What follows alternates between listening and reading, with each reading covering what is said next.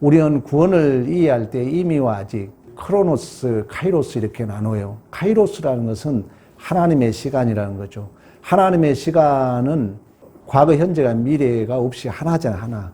그러나 우리의 역사는 과거가 있고 현재가 있고 미래가 있죠. 그러니까 우리에게 이 역사를 소위 이제 히랍에서 빌려오는데 크로노스 시간이라고 그래요. 그래서 우리는 우리 시간 속에서는 구원을 삼중 시제로 나눈 거예요. 구원은 예수로 말미암아 받았지만, 신분상으로는 받았지만 아직 미완료라는, 아직이라는 그런 중간지대라고 그러죠. 여기에 신적 확증으로 성령이 우리의 그 구원을 보증해 주는 거예요. 보증해 주는 것입니다. 그래서 지금 이 계시록도 그런 어떤 뉘앙스를 품고 있기 때문에 6째 나팔, 7째 나팔 사이, 그러니까 7은 완전수, 최종적 그 종말의 사이에 이 두 증인은 모세와 엘리야적인 그 해석을 했지만 교회를 상징하고 있다. 이 교회의 그 삶의 현장은 무저갱에서 올라온 그 짐승들이 전쟁을 일으켜서 죽이려 한다. 그래서 교회를 화해할 수 없는 영적 전쟁 가운데 있다 그래요. 그러니까 우리는 편할 날이 없는 거예요. 왜 그러냐면은 영적으로는 왜 세상 원리라 그랬잖아요. 이 짐승이라는 것은 큰 성 이런 것은 바벨론이라 그랬어요. 근데 바벨론은 뭡니까? 힘의 원리라 그랬어요. 하나의 힘의 원리로 작용하는 세력이다 이렇게 해석을 하면 돼요. 거기에 사단의 세력도 포함되어 있는 것입니다. 그래서 그들의 시체가 있는 큰 성은 뭐라고요? 바벨론적인 힘의 원리의 세력이라는 거예요.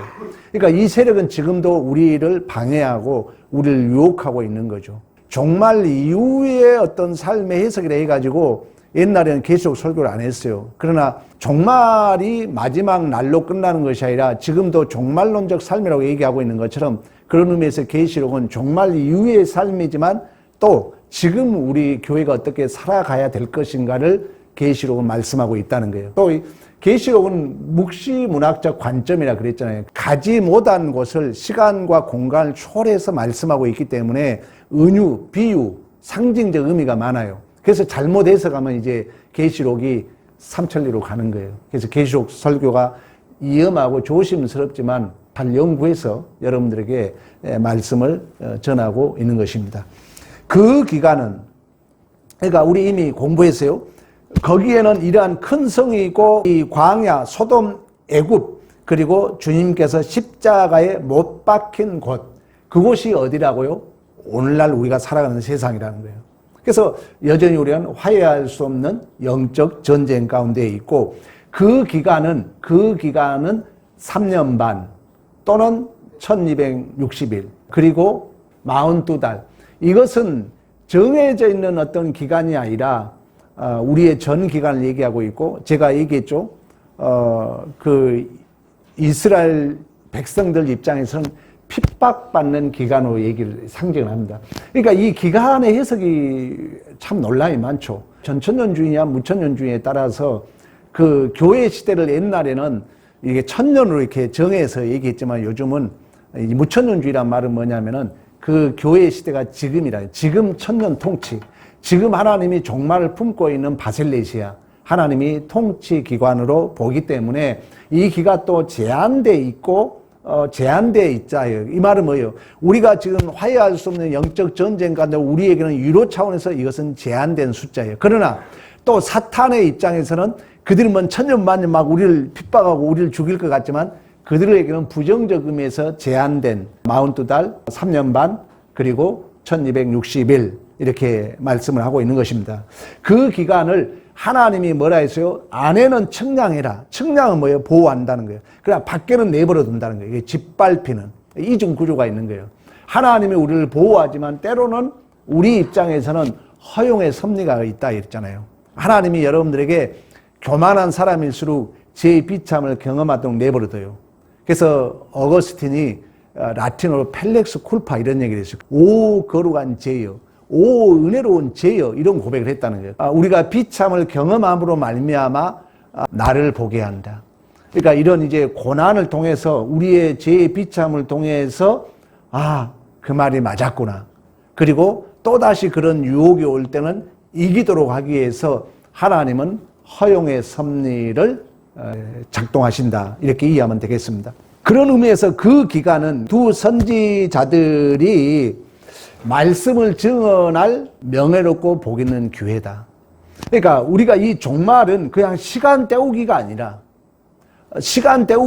언젠간 종말이 오는데 이 기간은 내가 성장할 수 있는 복 있는 기회이고 또 비록 핍박을 당하고 고난을 당하지만은 내가 하나님의 그 자녀다움을 증언할 수 있는 복 있는 기회라는 거예요. 그리고 우리에게 아까 말씀했던 것처럼 섭리 차원에서 짓밟히는 그런 고난이 있지만 그 고난마저도 그 핍박마저도 어거스틴이 오 거룩한 제여 펠렉스 쿨파라는 고백을 했던 것처럼 나를 더욱더 성숙시키고 내가 더 깊어지고 또 구체화 실체화 될 수 있는 복 있는 기회인 줄로 믿습니다. 우리가 복 있는 기회라는 거예요. 그래서 모든 삶의 정황은 우리에게 축복의 기회로 준 것입니다. 그리고 또 한 가지는 두 선지자들이 땅에 거하는 자들을 괴롭게 한다 했어요. 그러니까 교회가 세상 원리, 세상 사람들을 괴롭게 한다는 말은 뭐냐면은 우리가 바르게 살면은 세상 사람들이 죄가 폭로당하기 때문에 그들도 고통을 당하는 거예요. 그래서 우리를 미워하는 것입니다.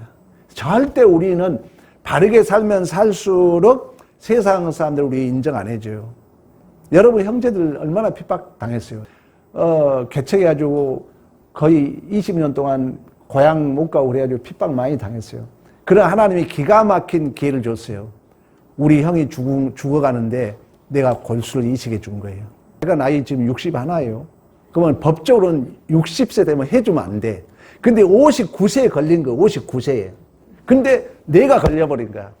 그것도 60세 이하가 나하고 내 동생하고 이제 둘째 쌍둥이 형인데 얘는 60 넘어버렸어. 그러나 이제 하겠다고 검사를 한 거야. 근데 내가 다 걸렸네. 나만 걸린 거야. 9남매 중에. 그러면 이거 하나님의 선택으로 받아야 되잖아요. 그래서 사실 서울대 병원에 일주일 동안 입원해가지고 여러분들은 모르겠지만 그 전부터 촉진제를 맞는 거예요. 그러면 이 내 피 속에다가 모자 세포를 넣어버려요. 그러니까 막 몸이 누구한테 맞아, 내가 얘기했죠. 누구한테 맞아 죽을 같이 몸이 안 좋아요. 왜? 내 생각해보면 내 피 속에다 다른 모자 세포를 넣어버려가지고 막 이게 팽창되는 거야. 그래가지고 여러분 투석도 2시간 한다. 4시간씩 서울대병원에 내 피를 다 빼요. 싹 4시간 돌려가지고 골수를 다 채취해버려요. 그래가지고 그걸 형한테 주입을 했는데 완치가 안 된 거예요. 그래가지고 이제 형이 나는 3개월도 안 됐는데 지금 내 몸도 치료가 안 됐는데 또 해달라는 거예요. 왜? 이 죽음의 애착이라는 그래요. 그랬더니 이번은 이제 그 세포보다 더 중요한 조혈모 세포라 해가지고 이걸 이제 해주고 나서 내가 바로 회복이 안 돼. 나는 면역 결핍증으로 죽는 거예요. 인터넷 찾아봤더니. 그래도 내 마음이 편하지가 않아. 아무리 목사지만 지금 3개월도 안 됐는데 또 해달라니까. 그래서 내가 못 해준다 했어. 마음이 편하게 안 와. 그래서 내가 형님 그러나 하여튼 기도하면서 서울대 뒷산을 다니면서 좀 기다리라. 그리고 이제 동영상 찾아보니까 이게 잘못하면 동생도 죽게 생겼거든. 내 몸이 여러분 알잖아요. 얼마나 약해 보입니까? 그래가지고 나중에는 형수가 그래 미안하다고 그냥 그러면 견디겠다 했는데 할렐루야 6개월이 완치된 줄로 믿습니다. 완치된 거. 완치돼가지고 생명이 우리 형이 O형, 우리 집은 O형, B형이거든요. 우리 형이 혈액형이 O형에서 내 피가 들어가니까 B형으로 바뀌어버린 거예요. 생명의 원리예요. 완전히 그러니까 피 자체를 바꿔버린 거예요. 그래가지고 우리 형이 지금은 살아가지고 감사하죠. 그리고 나 역시 그때는 힘들었지만 내가 목회 입장에서 보니까 하나님이 나에게 기회를 준 거예요. 하나님 감사합니다. 나에게 그런 복 있는 기회를 주셨습니다.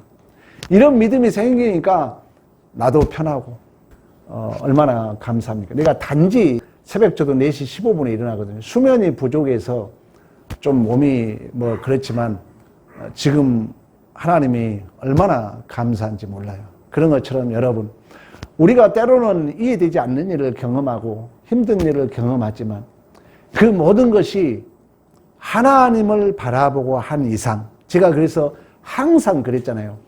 죄라는 것은 경향에 있다는 거예요. 경향. 그걸 내가 좀 더 해석해 주면 지향성에 있다는 거예요. 의도에 있다는 것입니다.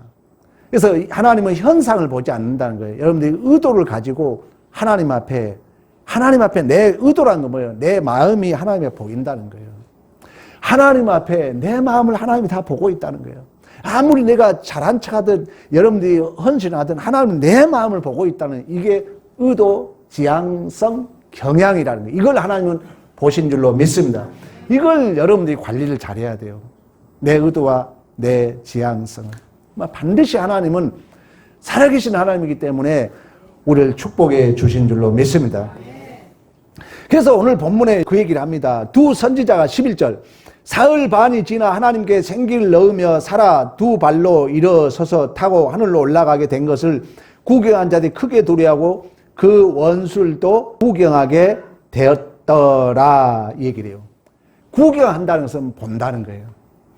반드시 하나님은요, 하나님 뜻대로 살아가게 되면은 하나님은 반드시 증명합니다. 그래, 너 내가 책임질게.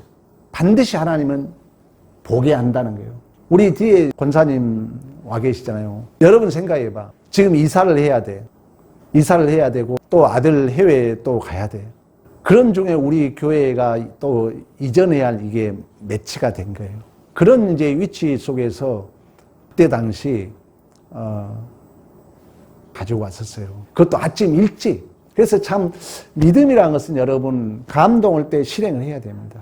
그렇지 않으면 합리적 사고가, 우리 이번 주 금요일 기도가 뭐였냐, 하나님은 도덕적 공고란 게 있어요. 조노희 목사가 그런 얘기를 했어요. 지금 나는 도덕적 공고를 하고 있는 거예요. 이 도덕적 공고의 방법과 내용이 뭐냐, 하나님의 말씀이라는 거예요. 그럼 내가 지금 도덕적 공고를 하지만 그걸로 안 된다는 거예요. 성령의 그 조명이 있다는 거예요.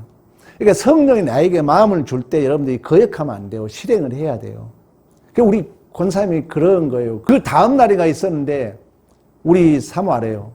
자녀들이 보면 어떻게 생각할지 모르겠지만 집안에 금붙이를 다 가지고 왔었어요. 그래가지고 그걸 이제 팔아가지고 교회가 세워진 거, 우리 교회가. 내 믿음이 컸어요. 이 교회 옮기면서. 떡이랑 현금이 만들어졌다니까요. 우리 교회가 계약금 걸어놓고 돈이 없어가지고 사실 제가 잠을 못 잤어요. 그래가지고 그 다음날 우리 장로님들하고 우리 계약 물리자고 그랬거든. 근데 하나님이 오늘 본문의 주제가 뭐냐면은 보게 한다는 거예요. 여러분들이 헌신하고 애쓰는 거, 물론 우리 장로님, 우리 권사님, 우리 안수집사님, 우리 집사님들이 애를 썼죠. 근데 하나님은 반드시, 오늘 제목이 뭡니까? 모든 것을 보고 영광을 돌리는 그날은 반드시 오실 줄로 믿습니다.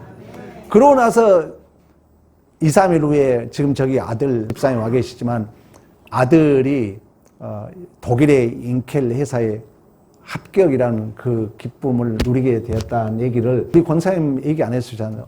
지난주에야 식사하면서 그런 얘기 하길래 제가 너무나 기뻤어요. 또다시 이런 이제 좋은 것들은 또 간증이 될 거 아니에요. 그러니까 하나님은 더 복을 주죠. 하나님은 반드시 영광 돌릴 그날이 반드시 온다는 거예요. 우리는 그 믿음을 가지고 이미와 아직 이 삶이 희미해 보이고 때로는 이해되지 않는다 할지라도 믿음으로 살아가는 자, 눈물로 씨를 뿌리는 자, 반드시 기쁨의 단을 거두게 된 줄로 믿습니다. 그래서 구경하는 자들이 크게 두려워하고 그 원수들도 구경했다는 것은, 이 구경했다는 것은 원문적 해석은 뭐냐면은 인식하게 되었다는 거예요. 바르게 알게 되었다. 아, 하나님은 살아계시구나. 두려워한 거죠. 우리 예수님이 그 십자가상에서 심판 때 선 그리스도, 그 모진 침뱉음, 뺨맞음, 그 찔르고 고통, 조롱, 그러나 끝까지 감당하잖아요. 그때 나중에 그 백부장과 그를 조롱했던 자들이 나중에 어떤 고백을 합니까? 진실로 하나님의 아들이었다 그러거든요. 진실로 하나님의 아들이었다고 말씀했던 것처럼 이 시대가 엊그제 제가 소개했지만 갤럽에서 조사했더니 오늘날 기독교인들이 그냥 두리뭉실하게 산대요. 거룩하게 안 산다는 거죠. 그냥 세상하고 이렇게 양다리 걸치고 대충 산다는 거예요. 요즘 젊은이들은 더 큰 문제야. 나만 잘 살면 된다는 거예요. 요즘 젊은이들 여론조사를 해보면 나만 잘 살면 된다.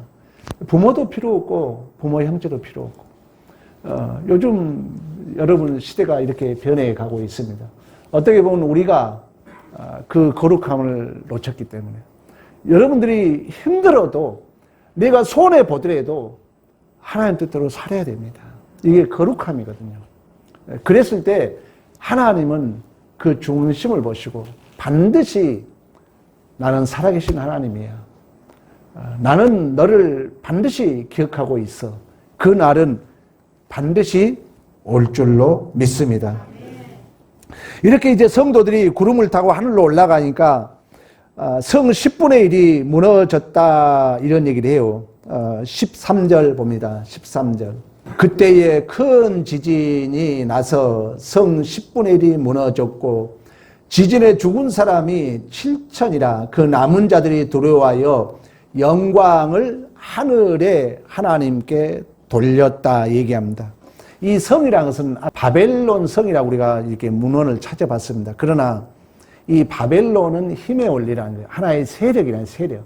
그러니까 지금도 어떤 그 힘의 원리 세력. 또 이걸 철학을 좀 빌려오자면은 나라는 그 규명된 내 존재는 이미 있는 어떤 그 윤리도덕적인 하나의 규명이잖아요. 근데 이런 어떤 그 세속적인 그 힘의 원리의 어떤 규명들이 사실 여러분 존재를 지금 규명하고 있죠. 그러나 이 세상적인 것이 없어지면, 예를 들면 어느 날 갑자기 내 남편이, 내 아내가 없으면 나는 남편이란 그 규명이 없어지잖아요. 내 자녀가 없으면 아버지란 규명이 없어진 것처럼. 그래서 철학에서는 이걸 허구라고 그래요. 가짜라고 그래요. 그래서 자꾸 나는 누구인가라는 이거 질문을 하라는 거예요. 특히 우리는 예수 안에서 더 그렇죠. 예수 안에서 여전히 이 세속 원리에 세속적인 그 규명된 나, 성공이라는 게 여러분 뭡니까? 성공이라는 게. 다 이런 것은 세속적인 것이 규명하고 있잖아요. 성공은 뭔지 아세요, 여러분? 행복이라는 게 뭔지 아세요? 성경적 행복은요, 내가 잘 살아가는 거예요. 내가 똑바로 사는 게 행복이거든요. 그리고 가치 실현, 이런 것들이 행복이거든요. 그러나 세상적 이 원리들은 자꾸 우리를 이러한 그 기독교적인 하나님 안에서 우리가 누려야 할 복들을 빼앗아 간다는 거예요. 이게 바로 큰 성, 바벨론. 근데 이것들이 반드시 무너질 날이 온다는 거예요. 그런 의미에서 오늘 본문의 13절에 그 얘기를 합니다. 그때 큰 지진이 나서 성 10분의 1이 무너지고 지진에 죽은 사람이 7천이다. 그때라는 것은 초림 예수 그리스도의 십자가의 사건은 이미 가진 운명이며 특권이면서도 아직 미완료된 완성의 그때를 얘기하고 있습니다. 그러니까 그때라는 것은 우리 지난주 기억납니까? 때라는 것은 히브리적으로 해석을 해보면은 욤, 한 날도 때예요. 기간도 때예요. 그러니까 우리는 이 카이로스 시간으로 보면은 한 날이에요. 하나님의 시간은 수식적으로 임한다, 이제 똑같이. 그러나 우리 역사는 우리가 소위 크로노스 수평적이라 그래요. 우리 시간 속에서는. 그러니까 그날이라는 것은 이미 예수의 초림으로 하나님의 시간 속에서는 완료된 거예요, 사실. 그러나 우리 시간 속에는 아직 미완료에 있는 것입니다. 사실 우리 시간 속에서는. 그래서 하나님 시간 속에서는 하나님은 빛이 이스라엘에 있었잖아요. 그렇지, 하나님은 바로 그 로고스적인 것, 말씀 자체가 능력이잖아요. 그러나 우리 시간 속에서는 아직 미완료 있는 그런 그때. 그러나 반드시 그때라는 것은 지금 우리가 기간으로 보면은 지금 종말의 때이고 또 다시 그날로 본다면 예수의 재림하는 날, 오늘 본문에 3일 후에 부활했던 것처럼 그 부활은 예수님께서 십자가에 죽으시고 오늘 본문에 3일 반이라 하지만 3일 후에 부활했던 것처럼 이제 우리가 그 부활할 그날 날, 욤, 기간과 날. 그러니까 지금 그 날이고 또 예수님께서 재림할 그 날이 반드시 올 줄로 믿습니다. 그때는 회개의 기간이 지난 최종적 심판의 날로 어느 때 임할지 몰라 깨어서 준비해야 된다는 거예요. 우리 인간이 태어나서 세 가지를 꼭 기억하라 하잖아요. 반드시 마지막 때가 있다는 거예요. 이 세상은 영원한 게 없습니다. 그래서 철학에서는 뭐라 하냐면은 이 세상하고 규명된 너는 가짜라는 거예요. 왜? 없어지면 나라는 존재가 없어지기 때문에. 그래서 나는 누구인가를 질문함으로 그 규명된 나 관계에서 구멍을 내라. 한마디로 간격을 만들어라 그래요. 이게 진짜 철학이라는 거예요. 그지? 인문학적으로 뭐 어떤 그 처세술이 그건 가짜 철학이고, 진정한 철학은 존재 자에서 이렇게 좀 자기를 떨어져서 볼 수 있는 이 공벽을 만들 수 있는, 어떻게 보면 예수님도 마찬가지죠. 예수님도 사실 그 유대인들은 뭐였습니까? 자신들을 규명한 게 그 성전이었고 율법이고 할례였잖아요. 근데 예수님이 야 그거 아니야. 나야 나. 내가 본질이야. 내가 길이야. 내가 생명이야. 내가 부활이야 했을 때 이 있는 자들은 예수님을 불법으로 볼 수밖에 없고 이업을 느낄 수밖에 없기 때문에 죽인 거거든요. 죽인 거예요. 그런 것처럼 이 세상 것은 여러분 영원한 것이 없다는, 언젠가는 온다는 거예요. 그날은 순서가 없다 그러잖아요. 그래서 여러분들이 항상 예수 믿는 자의 복이라는 것은 종말론적 축복이기 때문에 이 세 가지를 기억해야 돼. 반드시 언젠가는 그날이 온다는 거예요. 그러나 또 두 번째는, 그러나 그때는 아무도 모른다는 것입니다. 그때가 언제인지 아무도 몰라요. 때는 모른다는 거예요. 그리고 문제는 뭐냐? 때가 때로서 끝나는 것이 아니라 이제 심판이 있다는 거예요. 천국과 반드시 지옥이 있다는 거예요. 하나님의 심판이 있다는 거예요. 그래서 여러분들이 항상 이 세 가지를 기억해야 돼요. 언젠가는 이 세상 끝이 있다는 거. 그날이 언제라는 건 우리가 모른다는 거.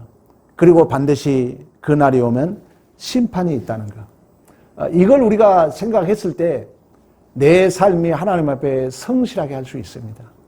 여러분, 무저갱에서 올라온 짐승이 뭐라 했어요? 무저갱이가 뭐라 했어요? 끝이 없는 탐욕이라는 거예요. 세상 사람들은 끝없는 탐욕. 가져도 만족이 없는 이 탐욕. 파괴시키고 멸망시키는 짐승. 이 세력이 세상이 주관한 세력이라는 거예요. 그러나 우리는 그 세력의 역설의 삶을 살아야 되고, 그러나 그 세력이 천년만년 갈 것 같지만 금방 3년 반으로 해석되고 있는 것처럼, 42달러 1260일로 해석되고 있는 것처럼 언젠지 모르겠지만 그 날은 영원하지 않다는 거예요. 그리고 그날이 언젠지 우리 아무도 모르고 반드시 그날이 오면은 심판이 있는 줄로 믿습니다. 그런 의미에서 오늘 본문의 10분의 1입니다. 10분의 1이라는 것은, 여러분 이런 말이 나왔으니까 이제 11조 얘기도 한번 하겠습니다만은, 10분의 1이라는 것은 전체를 상징하고 있는 거예요.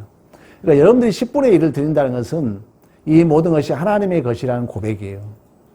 그러니까 인양에 드린 거 여러분 정확하게 드린 게 좋습니다. 목사님들 세계에서 이런 얘기를 해요. 주일 성수 잘하고 11조 정확하게 온전히 한 사람을 천연 기념물이라 그래요. 우리 교회는 그래도 성실 잘하지만 어떤 교회는 안 해요. 그러니까 그 목사님이 뭐라 하냐면 1000만 원 주고 그런 성도는 사왔으면 쓰겠다 그래요.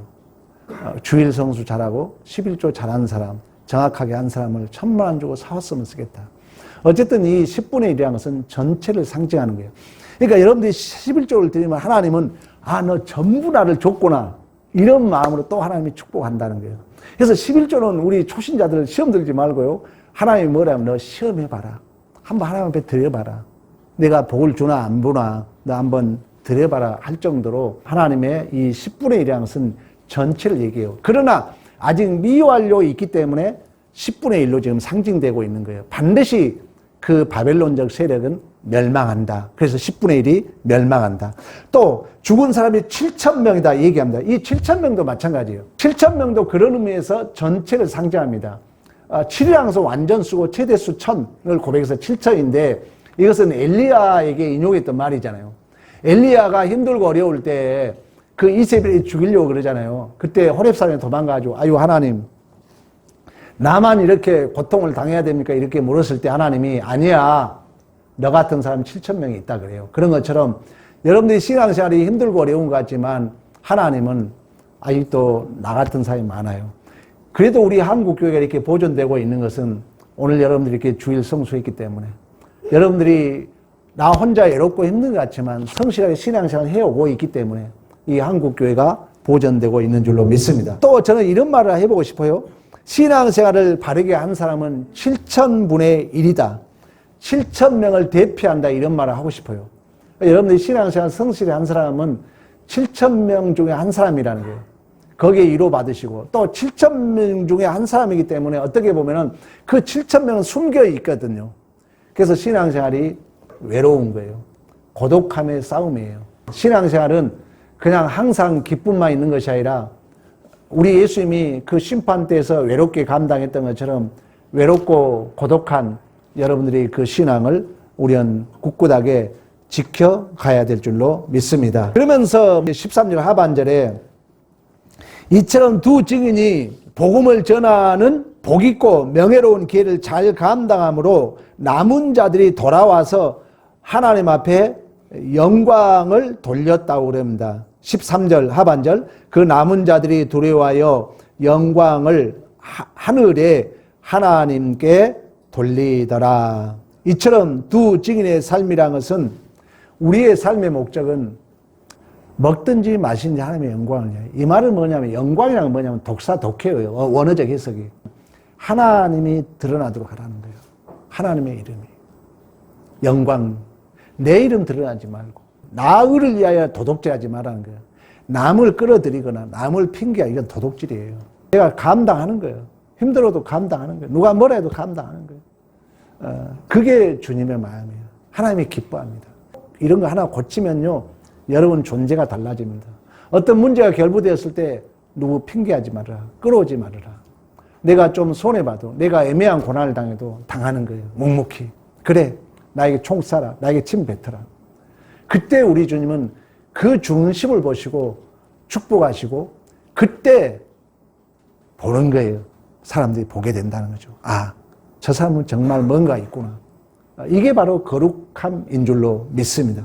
이처럼 하나님의 영광을 그 예수님이 십자가상에서 온갖 고난을 감당했을 때 백부장을 비롯하여 그 군병들이 진실로 하나님의 아들이었다고 고백한 것처럼 우리의 존재가 이 외로운 이 싸움을 해야 될 줄로 믿습니다. 누가 여러분 문제를 일으켰어요. 그러면은 우리 생각은 그래요.